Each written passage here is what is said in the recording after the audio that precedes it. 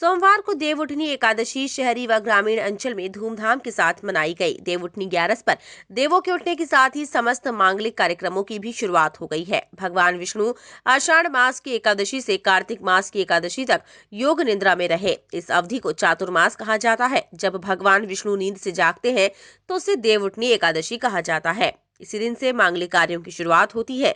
देवउठनी एकादशी पर तुलसी शालिग्राम के विवाह की भी विशेष परंपरा है।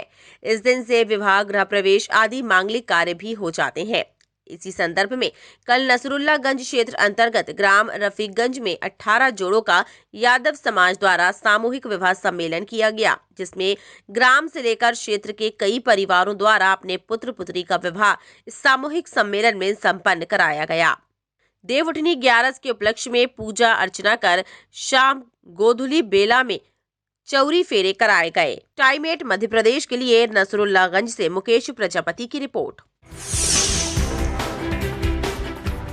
सोमवार को देवउठनी एकादशी शहरी व ग्रामीण अंचल में धूमधाम के साथ मनाई गई। देवउठनी 11 पर देवों के उठने के साथ ही समस्त मांगलिक कार्यक्रमों की भी शुरुआत हो गई है। भगवान विष्णु आषाढ़ मास की एकादशी से कार्तिक मास की एकादशी तक योग निद्रा में रहे। इस अवधि को चातुर्मास कहा जाता है। जब भगवान विष्णु नींद से जागते हैं तो उसे देवउठनी एकादशी कहा जाता है। इसी दिन से मांगलिक कार्यों की शुरुआत होती है।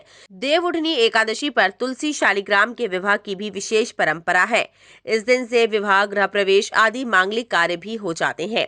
इसी संदर्भ में कल नसरुल्लागंज क्षेत्र अंतर्गत ग्राम रफीकगंज में 18 जोड़ों का यादव समाज द्वारा सामूहिक विवाह सम्मेलन किया गया, जिसमें ग्राम से लेकर क्षेत्र के कई परिवारों द्वारा अपने पुत्र पुत्री का विवाह इस सामूहिक सम्मेलन में संपन्न कराया गया।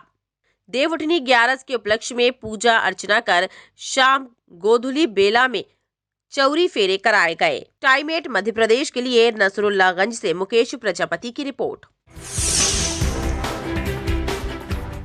सोमवार को देवउठनी एकादशी शहरी व ग्रामीण अंचल में धूमधाम के साथ मनाई गई। देवउठनी 11 पर देवों के उठने के साथ ही समस्त मांगलिक कार्यक्रमों की भी शुरुआत हो गई है। भगवान विष्णु आषाढ़ मास की एकादशी से कार्तिक मास की एकादशी तक योग निद्रा में रहे। इस अवधि को चातुर्मास कहा जाता है। जब भगवान विष्णु नींद से जागते हैं तो उसे देवउठनी एकादशी कहा जाता है। इसी दिन से मांगलिक कार्यों की शुरुआत होती है। देवउठनी एकादशी पर तुलसी शालिग्राम के विवाह की भी विशेष परंपरा है। इस दिन से विवाह, गृह प्रवेश आदि मांगलिक कार्य भी हो जाते हैं।